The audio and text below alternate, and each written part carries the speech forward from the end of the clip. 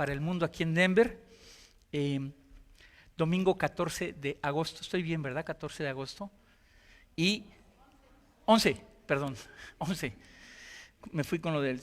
Y bueno, estamos estudiando el maravilloso, la joya más grande que existe tal vez, el maravilloso libro de Romanos.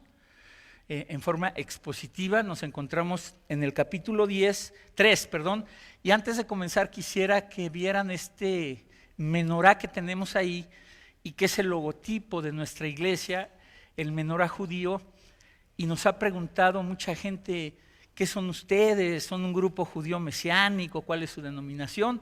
Ya todos saben, no tenemos denominación, somos interdenominacionales, y el hecho que tengamos este menorá judío es precisamente porque somos sensibles al hecho de que en toda la Biblia nuestras raíces son hebreas, y en toda la Biblia el pueblo judío, el pueblo de Israel, del cual vamos a estar hablando hoy, es un termómetro, es un reloj profético del plan de Dios. Tenemos que estar pendientes. La Biblia nos invita, nos exhorta a orar por Israel.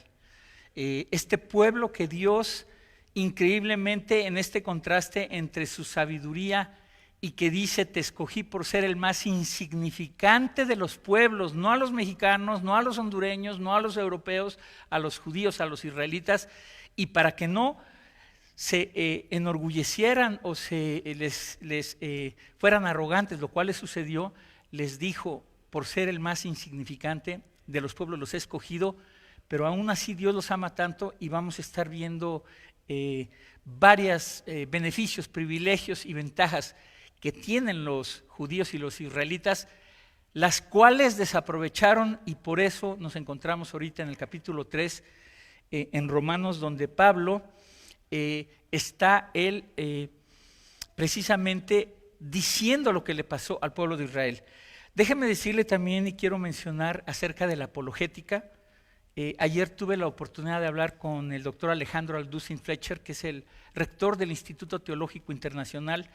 Créanme que es una carga que llevo, muy buena la carga, es preciosa, es una responsabilidad muy grande, un proyecto muy ambicioso que queremos cumplir y que le pido a Dios que nos dé vida y salud para cumplir, pues junto con Andresito, con mis hermanos, con los maestros, y yo quiero que todos ustedes se inscriban los más que puedan a esta licenciatura, pero una de las materias que vamos a llevar es la apologética. ¿Por qué les digo esto?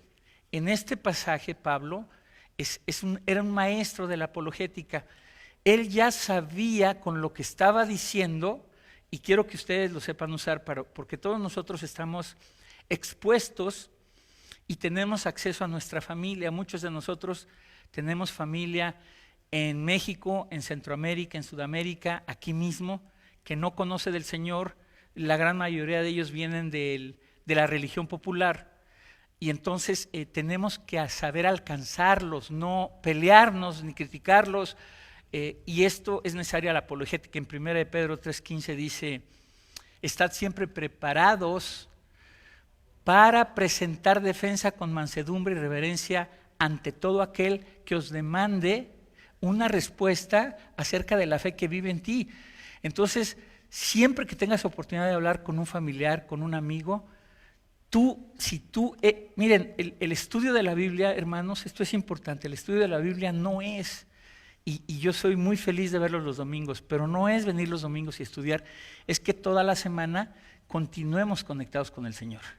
Mientras más consuma yo esto, más me voy a parecer a Jesús, más me va a transformar, ¿sí? Más voy a sacar tinieblas y más luz va a entrar, ¿me oyó? Van a ir saliendo tinieblas y va a entrar luz, y son semillas de vida. Y lo más precioso es que al rato cuando hablen con usted, lo que sale de usted es biblina, y empieza usted a citar la palabra de Dios, y con eso contesta y se quedan así, mire. Y entonces cuando ven su manera de vivir, porque esto tiene que ir acompañado de un vivir, salimos de aquí de las puertas para tratar de vivir de acuerdo a lo que dice la palabra de Dios. Es un proceso de toda la vida que se llama proceso de santificación. Entonces, haciendo eso, yo cada vez me preparo más y puedo compartir con mi familia acerca de esta fe, y cada que surja una situación, cualquiera X, yo voy a saber perfectamente qué versos darles, qué versos citarles para bendecir sus vidas. En este pasaje Pablo usa la apologética.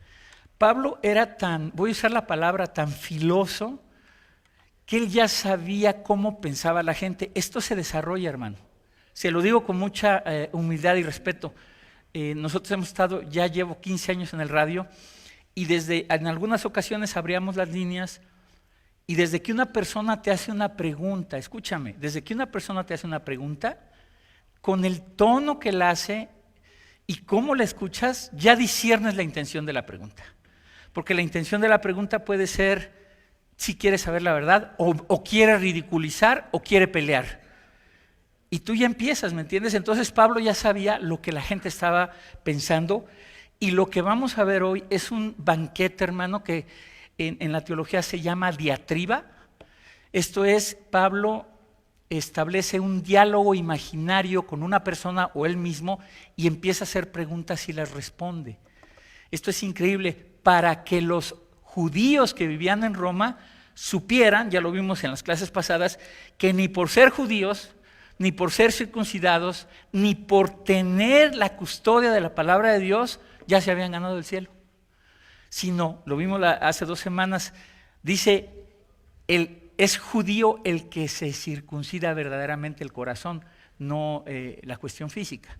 Y todos sabemos que es quien verdaderamente está en contacto con las promesas de Dios, con la palabra de Dios y con nuestro Señor Jesucristo. Entonces, esta apologética, que es usar el conocimiento bíblico, resumo, para contestar las preguntas, para presentar defensa, para identificar los errores cuando alguien llega y te diga, no, pero es que mira, hermano, mira, hace 3 días estábamos en una tienda y no sé, una señora llegó, yo estaba atrás de la fila, una tienda mexicana, y dice, es que mi niño tiene calentura. Bueno, no me lo van a creer, le dice, es que córtele la cola a un gato, amárresela aquí, se le quita, y dices tú, ¿qué es esto?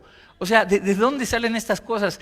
Y si nosotros no somos luz, ¿quién les va a mostrar acerca de todas estas supersticiones y todas estas cosas? Entonces, identificar los errores, proclamar el evangelio, ¿verdad?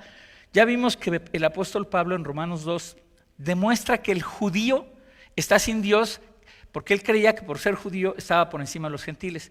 Está sin Dios también y está bajo la condenación y el juicio de Dios, ¿verdad? Y esto es algo que sucede hoy. Las personas siempre tratan de escaparse del juicio final. Existe actualmente un evangelio light, un evangelio cómodo, en donde se vende a un Jesús, y ven a Jesús y se acabaron tus problemas. Ven a Jesús y vas a tener prosperidad. Ven a Jesús y tus negocios van a prosperar.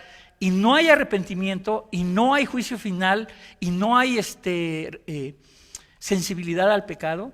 Y eso no es el evangelio completo, hermano. Y dice Pablo en Hechos 20, porque es necesario que prediquemos todo el consejo de Dios, todo el consejo de Dios. Y eso tratamos lo más que podemos. Iglesias muy bonitas que hablan del amor de Dios, pero nada más. Otras están en el otro extremo, nada más hablan de demonios y de Satanás y dónde está Cristo. Todo el consejo de Dios, ¿verdad?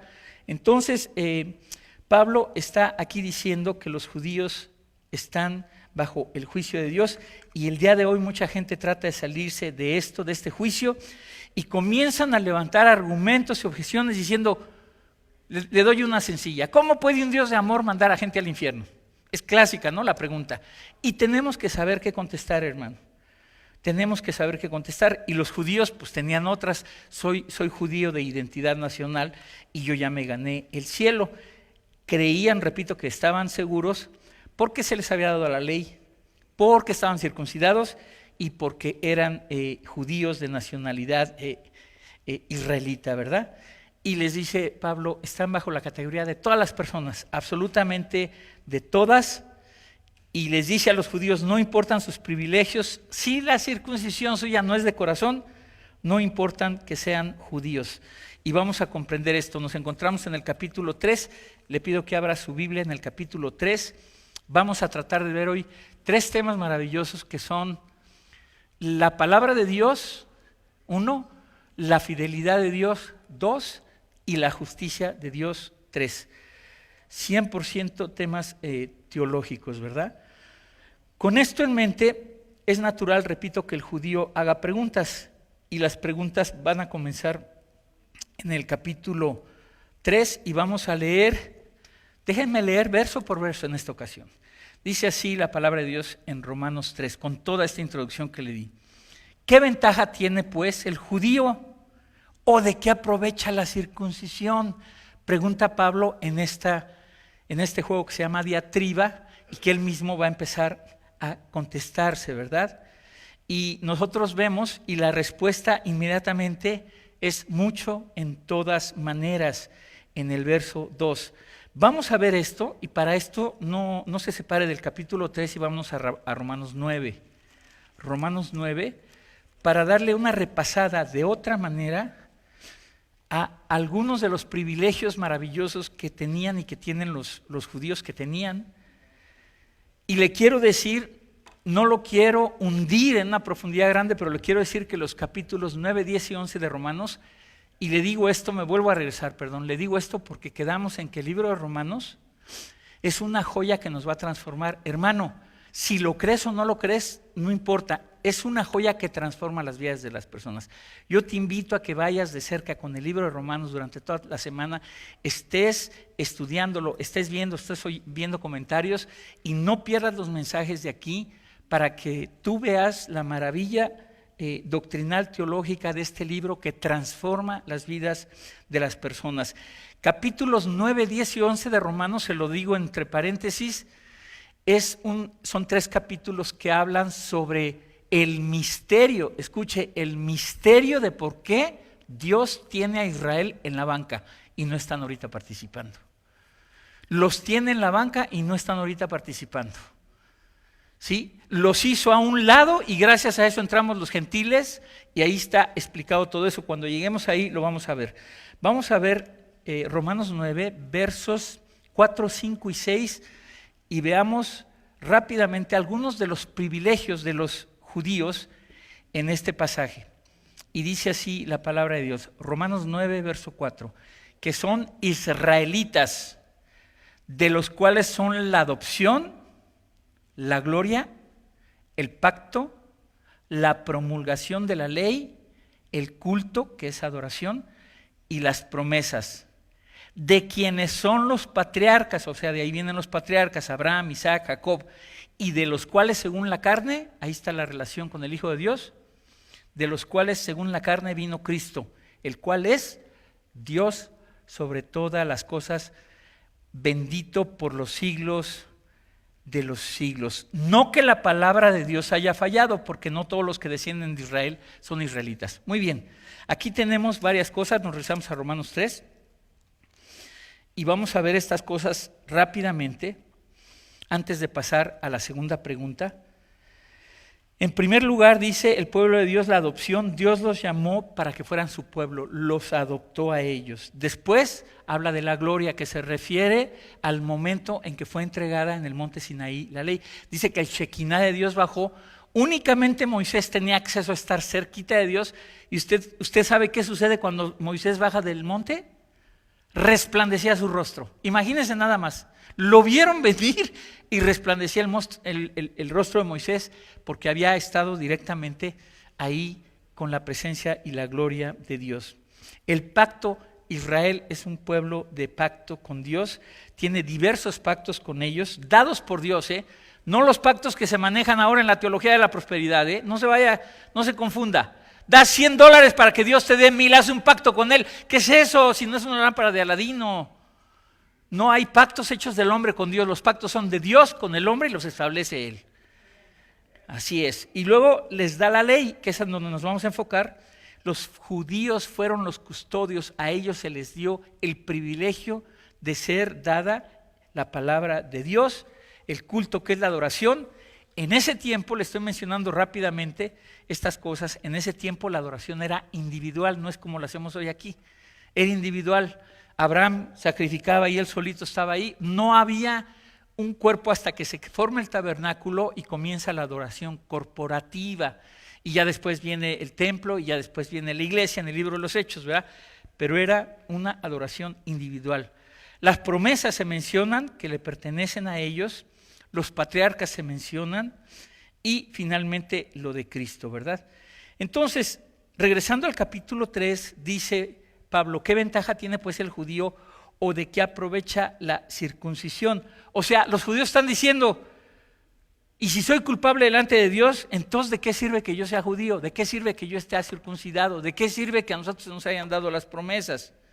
¿Sí? Y contesta Pablo, ya sabiendo que le van a preguntar eso, en el verso 2. Mucho en todas maneras. Mire por qué. Primeramente que les ha sido confiada la palabra de Dios. A ellos, a los judíos, les ha sido confiada la palabra de Dios.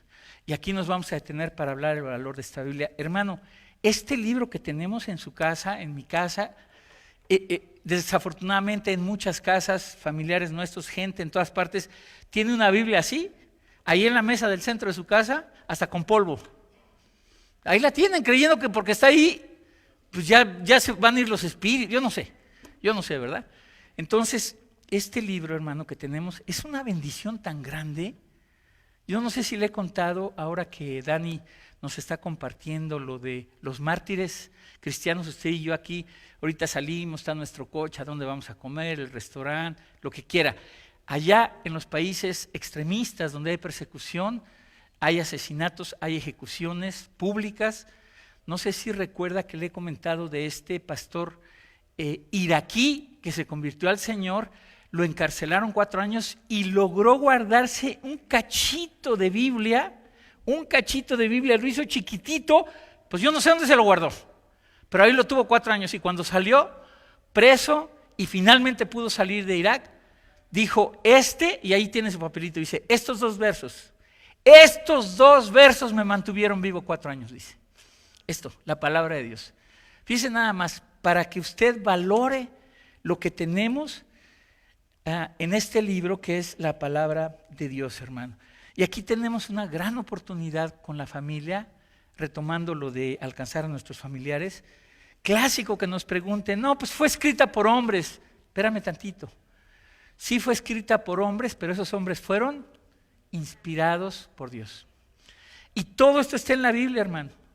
Segunda de Pedro, porque nunca la profecía fue traída, dígalo conmigo, por voluntad humana, sino que los santos hombres de Dios hablaron siendo inspirados.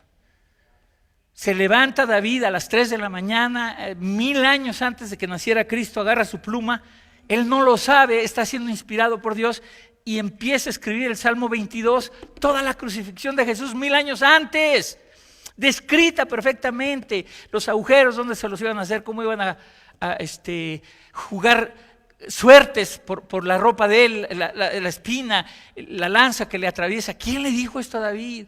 Isaías, escribiendo dónde iban a ser, quién iba a ser Miqueas. Toda la Biblia habla de Cristo, se llama el hilo rojo. De Génesis a Apocalipsis tenemos la palabra profética más segura, a la cual hacemos bien en estar atentos hasta que el día esclarezca y el lucero de la mañana salga de nuestros corazones. Amén. Y mire lo que es memorizar la palabra de Dios, así va usted a estar hablando. Entonces, nosotros tienes en tus manos, hermano, un libro indestructible. Nadie ha podido hacerle nada. Nadie a través de toda la historia. Ustedes se acuerdan de un filósofo francés, Voltaire. ¿Sabe qué decía Voltaire? No recuerdo su primer nombre, por eso no lo digo. Jacques Voltaire, algo así. Él decía, Dios está muerto. ¿Sabe qué sucedió? En la casa de Voltaire, ¿sabe qué pasó? Ahí fue la primera imprenta de Gutenberg. ¿Y sabe cuál fue el primer libro impreso en toda la vida? La Biblia. Y pusieron en la puerta, Voltaire está muerto, Dios vive. Nadie ha podido hacer nunca nada con la palabra de Dios, con ese libro que usted tiene, que yo quiero que usted lo ame, lo adore. La palabra de Dios es algo maravilloso. Sin esto no podríamos conocer a Cristo, sin esto no podríamos conocer a Dios. Absolutamente nada de lo que es, ¿verdad? Entonces, esto es precioso porque tenemos un libro maravilloso que, por cierto, es parte de los esenciales. Hemos hablado de los esenciales valores esenciales, valores doctrinales, valores nominales, todo eso. Valores esenciales del cristianismo, la inspiración de la palabra de Dios, el nacimiento virginal de Jesús, la deidad de Jesús, la gracia, la salvación es por fe únicamente. O sea, todos estos son valores que no tienen negociación y que nosotros, al tener esta palabra de Dios, hermano, ¿cómo te lo puedo decir? Tenemos jóvenes aquí que están luchando por una beca, los que están saliendo de la high school. Y según hayan sido de genios 4.0, 4.2, 4.4, o no sé, creo que de menos de 3.8 no te dan nada, ni cacahuates. Pero están peleando por una beca, hermano. ¿Sabes las universidades más grandes que existen? Stanford, Princeton, ayúdeme con otra. Harvard, Yale. Hermano, te lo digo con todo respeto, estudiar esto no cuesta. Y te va a enriquecer tu vida. No digo que no vayas a Harvard, ve. Y ahí cuando te gradúes me avisas. Esto es de un valor incalculable, hermano, la palabra de Dios. Y entonces por eso Pablo dice mucho en todas maneras, porque les fue confiada la palabra de Dios. Déjeme darle 3 pasajes acerca de la valía de la palabra de Dios en cuanto a nuestra salvación. Sin la palabra de Dios no puedes ser salvado porque alguien te convenza con su testimonio, hermano. Es a través de la palabra de Dios. Esto es profundísimo, quiero que lo escuche. En Lucas 19, espero que no les esté llenando yo, les estoy mandando ahí el filete, la ensalada, la sopa, todo. En Lucas 16, del 19 al 31 hay una historia, no es una parábola. Después le digo por qué, en donde están Lázaro y el rico. Y pasa una escena que antes no existía en el Antiguo Testamento, no se sabía casi nada del infierno, y pasa una escena donde el rico, representando al injusto, al que nunca tomó en cuenta a Dios, al que no tuvo misericordia, al que no le importó nada más que vivir para sus banquetes, está ahí en un lugar de espera que se llamaba el Sheol, y Lázaro está arriba en el seno de Abraham. Escuche bien, ¿sabe con quién está? Antes de la cruz de Cristo, ya lo hemos explicado, está con Abraham, y el rico desde abajo le dice, Padre Abraham, o sea, sí sabía quién era Abraham. Padre Abraham, dile a Lázaro, ya cuando se ve perdido, que mándalo para que vaya con mis hermanos, allá a Aurora, que vaya y que les diga que sí es cierto, que aquí estoy ardiendo en esta cosa, para que ellos no vengan. Y les dice Abraham, a la palabra de Dios tienen, si se levanta uno de los muertos, no van a creer. Milagros no van a creer. La palabra de Dios es por la que nacemos y vivimos. Salmo 19, 7 para empezar. Recuerde no irse de Romanos 13. Salmo 19, para que vea el papel de la Biblia en la salvación. Salmo 19 y verso 7.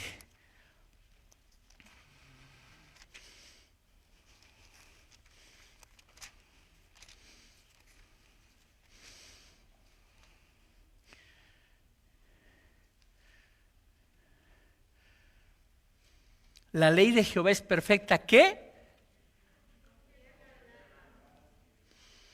Que convierte el alma. Primera de Pedro 1:23, al final. Primera de Pedro 1:23, después de Santiago.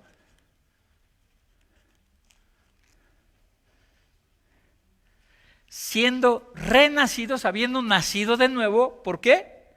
No de simiente corruptible, sino de incorruptible por la palabra de Dios que vive y permanece para siempre. Y último, Santiago, 2 libros a la izquierda. Actually, un libro a la izquierda, Santiago 1 y verso 18. Él de su voluntad nos hizo. Usted ya nació de su mamá. Aquí está hablando del nacimiento espiritual. Nos hizo nacer por la palabra de verdad para que seamos primicias de sus criaturas. El papel de la Biblia, de la palabra de Dios para nuestra salvación, ¿verdad? Es nuestro manual de vida, hermano, nuestro manual de vida para guiarnos con él en todo asunto de nuestra vida, ¿verdad? Ahora sí nos regresamos a Romanos 3 y seguimos con este precioso libro Entonces Pablo les está en esta diatriba diciendo, ¿qué pues? ¿Qué ventaja tengo si soy judío, si tengo circuncisión? Y le dice Pablo, mucho, porque les ha sido confiada la palabra de Dios. Ahora vamos a ver otro tema importante sobre la fidelidad de Dios, y dice el verso 3, pues ¿qué? Si algunos de ellos han sido incrédulos, ¿su incredulidad habrá hecho nula la fidelidad de Dios? Fíjese la pregunta, Y obviamente viene la respuesta de Pablo, de ninguna manera. Y hay tres maneras en que contesta Pablo, de manera agresiva, de manera imperante. Dice de ninguna manera, y en el original griego dice, nunca jamás, esto no suceda, no es cierto. Entonces dice que la incredulidad de ellos habrá hecho nula la fidelidad de Dios. Dice de ninguna manera, antes bien sea Dios veraz y todo hombre mentiroso, ¿verdad? Y se lo voy a parafrasear para que lo pueda entender todavía mejor. Dice, si a algunos de ellos les faltó fe, ¿acaso su falta de fe hará nula la fidelidad de Dios? No. Si a algunos a los que se les confiaron las promesas de Dios no respondieron a ellas, ¿destruirá su falta de confianza la confiabilidad de Dios? No, nunca, en ninguna manera. ¿Sí? Esto es lo que está diciendo Pablo. Le doy la última. ¿Podían dejar las profecías, dejar de ser divinas porque a quienes se les confiaron se emborracharon? No. Nadie puede, Dios no cambia, pase lo que pase con el hombre, sea Dios veraz y el hombre mentiroso, ¿verdad? Última, ¿podría la infidelidad del hombre invalidar la fidelidad de Dios? La respuesta de Pablo, de ninguna manera, antes bien sea Dios veraz y todo hombre mentiroso. Viendo este pasaje, hermano, para que comprendamos la maravilla de la fidelidad de Dios, le voy a dar varios pasajes en los que vamos a ver cómo Dios es fiel, porque usted tiene que saber que usted tiene un Dios fiel, hermano. De hecho, el sábado estábamos en Red Rocks y mi hermano Jonathan Rojas compartió el devocional y él estaba hablando sobre la importancia de cumplir el propósito de Dios en tu vida, de descubrirlo, y que para eso era importante la obediencia, ¿verdad? Estar cerca de la palabra de Dios. Y yo le digo algo, lo que Dios llama, a donde yo llegue, yo, Francisco Méndez, a donde yo llegue en el ministerio, no es por mí, es por la fidelidad de Dios, hermano. Él es lo que Él ya planeó y lo que Él hizo, y yo pues ahí voy. Es su fidelidad. Él es fiel a su llamado, Él es fiel a lo que Él ya tiene para la vida de cada uno, a menos que uno abiertamente se revele, ¿verdad? Salmo 89, 34 y 35, hablando de la fidelidad de Dios. Ya hablamos de la palabra de Dios, ahora vamos a hablar de esto. Escuche las palabras de Dios. Aquí viene usted a escuchar la palabra de Dios, no a Francisco Méndez, es la palabra de Dios, hermano. Mire lo que dice. No olvidaré mi pacto, ni mudaré lo que ha salido de mis labios. Una vez he jurado por mi santidad y no mentiré a David. Isaías 11:5, ahí mismo adelantito. Isaías 11:5.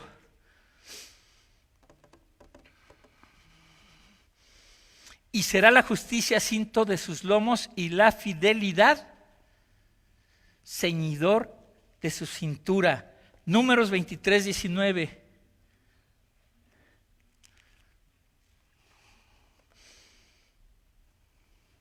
Escuche hablando de la fidelidad de Dios. Dios no es hombre para que mienta, ni hijo de hombre para que se arrepienta. Él dijo y no hará, habló y no lo ejecutará.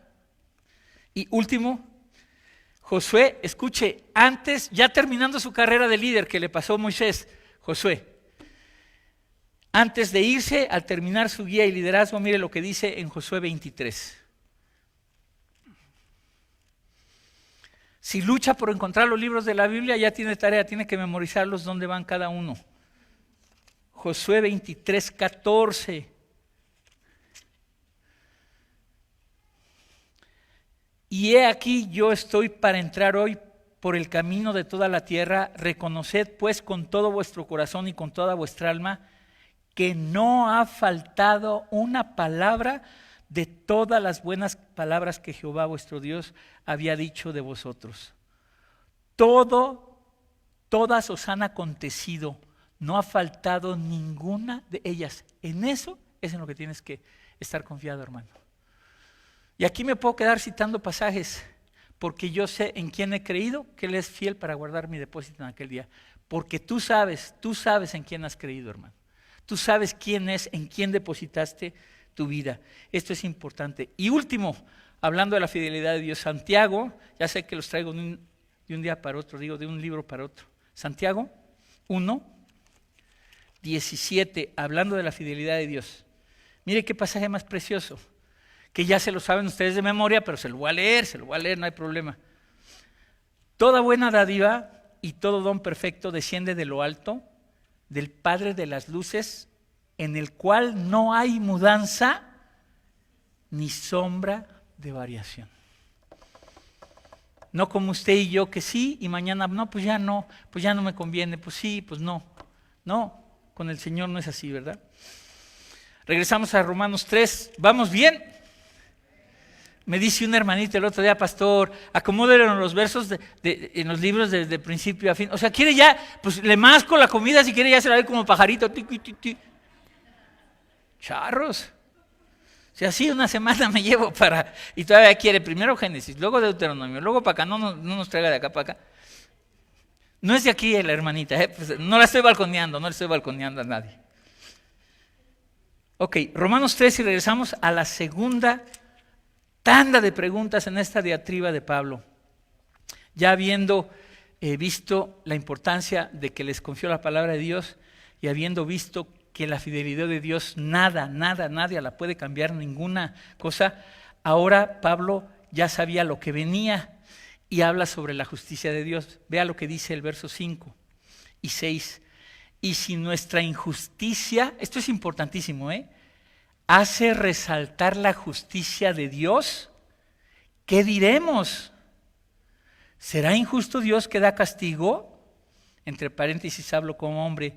En ninguna manera, es la misma versión de nunca jamás, en ninguna manera. De otro modo, ¿cómo juzgaría Dios al mundo? Voy a seguir 7. Pero si por mi mentira la verdad de Dios abundó para su gloria, mire, si por mi mentira la verdad de Dios abundó para su gloria, ¿por qué aún soy juzgado como pecador? ¿Y por qué no decir, como se nos calumnia y como algunos cuyos condenaciones justas afirman que nosotros decimos, hagamos males para que vengan bienes? Fíjese nada más qué cosa tan tremenda. Yo sé que es un juego de palabras, lo voy a tener que leer 2 y 3 veces para poder entenderlo perfectamente. Pero tenemos aquí casi seres humanos diciendo, pues vamos a hacer un mal para que haga bien. Le voy a dar otro ejemplo clarito, con eso lo va a entender. Romanos 5 y 6. Véngase a Romanos 5, capítulo 5 y los últimos 2 versos y los 2 del 6. Capítulo 5, verso 20 y 21 y 6, 1, 2. Aquí lo va a entender clarito porque es el mismo mecanismo, el mismo procedimiento del apóstol Pablo. Está hablando Pablo de la increíble belleza de la gracia y dice que cuando el pecado abundó, no sé, pero son de seguridad, déjenlos por allá. Cuando el pecado abundó, la gracia sobreabundó. Entonces ahí está, pues vamos a pecar más para que abunde más gracia. Fíjense nada más qué pensamiento, así dice. Es capítulo 5, verso 20, dice, pero la ley se introdujo para que el pecado abundase, mas cuando el pecado abundó, sobreabundó la gracia, para que así como el pecado reinó para muerte, así también la gracia reine por la justicia para vida eterna mediante Jesucristo, Señor nuestro. Capítulo 6 y verso 1, ¿qué pues diremos? ¿Perseveraremos en el pecado para que la gracia abunde? En ninguna manera. Otra vez la misma frase. Porque los que hemos muerto al pecado, ¿cómo viviremos aún en él? Esta es una de las acusaciones, hermano, que la gente que cree o le enseñaron que se pierde la salvación, les han adiestrado para que nos vean a nosotros y cuando hablemos con ellos, nos digan, tú eres, fíjese el término que han usado, tú eres de los salvos, siempre salvo. Así, salvo, siempre salvo. ¿Y sabes qué les enseñaron?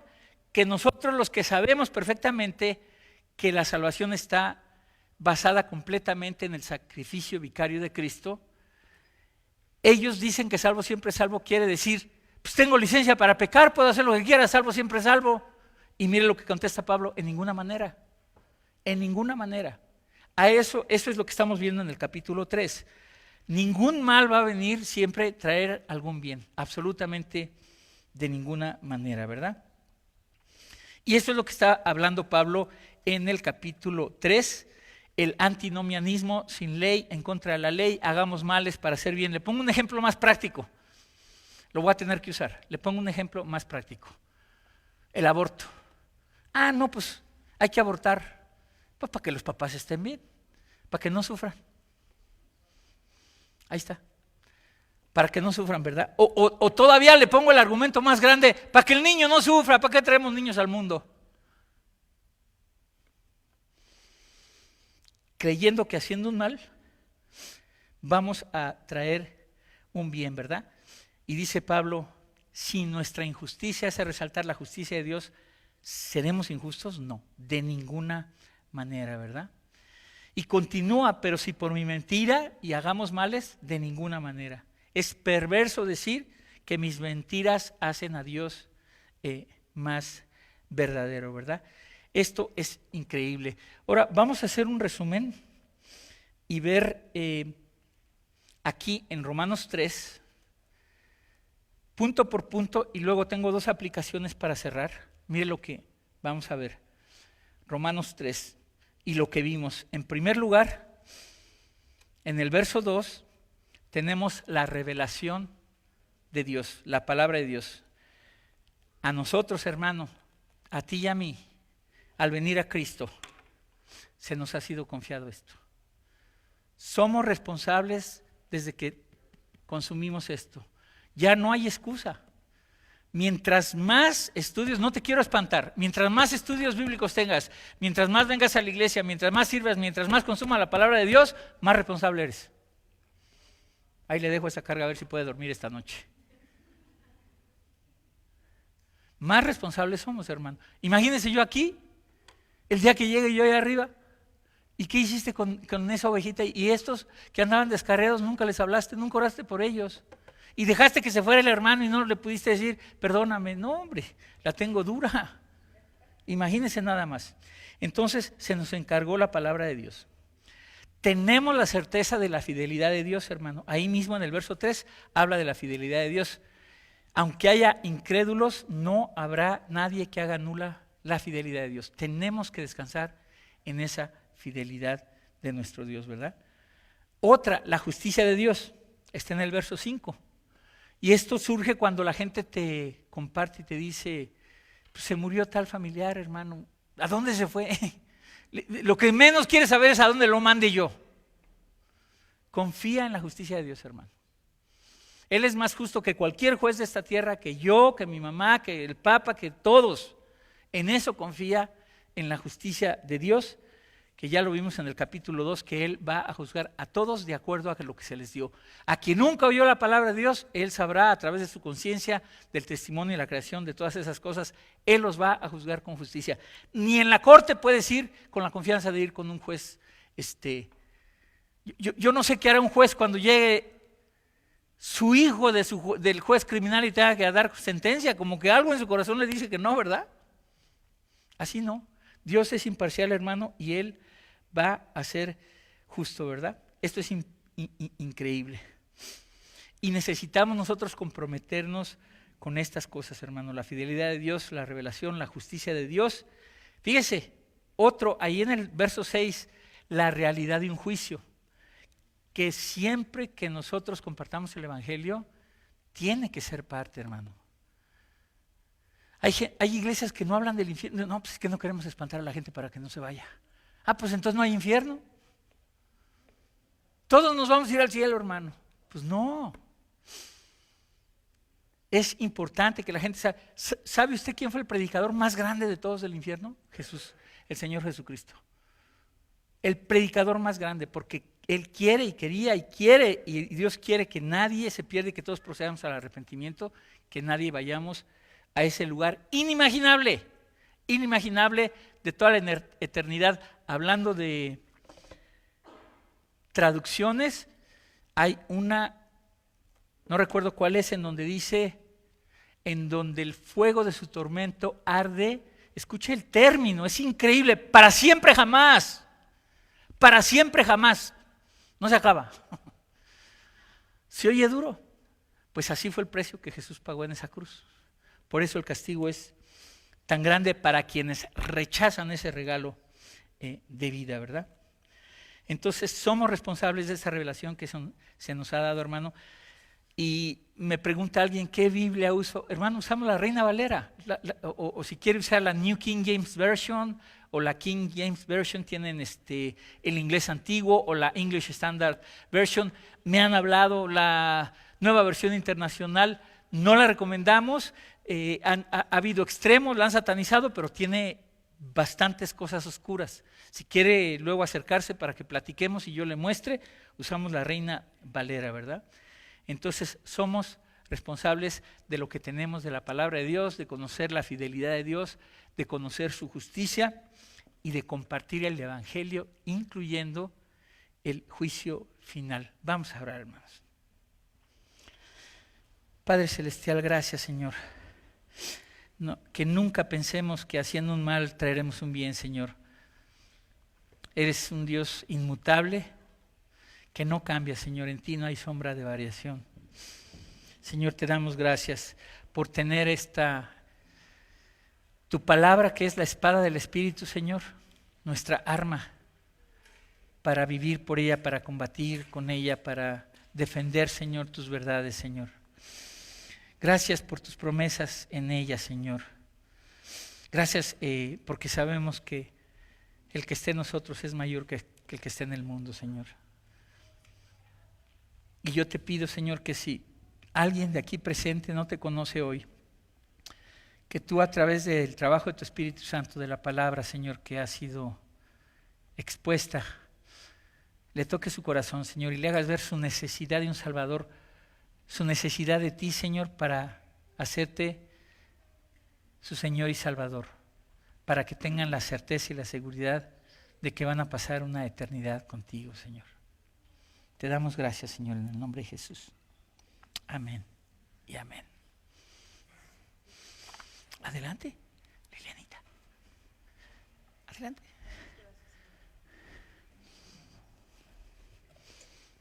¿Alguien hable? Vamos a terminar con un canto porque